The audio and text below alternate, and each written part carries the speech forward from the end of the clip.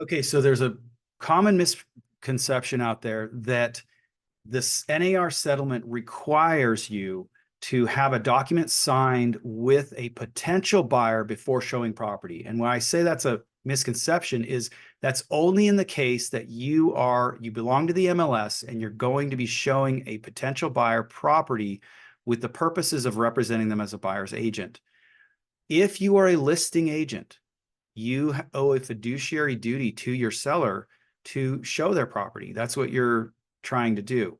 So the last thing you want to be doing is turning away potential buyers that your seller would like you to show the property to because they have not signed a buyer broker agreement with you, the listing agent. You are totally allowed to let people into the property, whether they have a buyer broker agreement or not with anyone, so long as your seller is aware that that's what you're doing. This would happen during your listing consultation. You would let them know about unrepresented sellers. I recommend that unrepresented buyers. I recommend that that is a big part of your listing presentation. It's one of the big lines on the new listing agreement, how much they will compensate you in the case of an unrepresented buyer. So please understand that it is your duty to your seller to show that property to buyers that don't have an agent, don't want you to be their agent. You still are being hired to sell that property, and you should have already had these conversations ahead of time.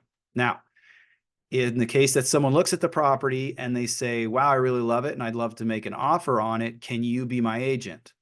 You now need to get a buyer broker agreement in place before you write that offer so that it's clear to the buyer how they're paying you, how you're being compensated, and how that's going to work.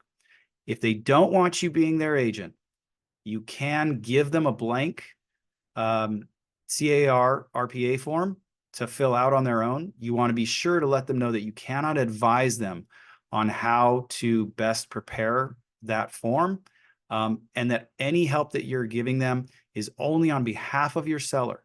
Make sure in this case to use a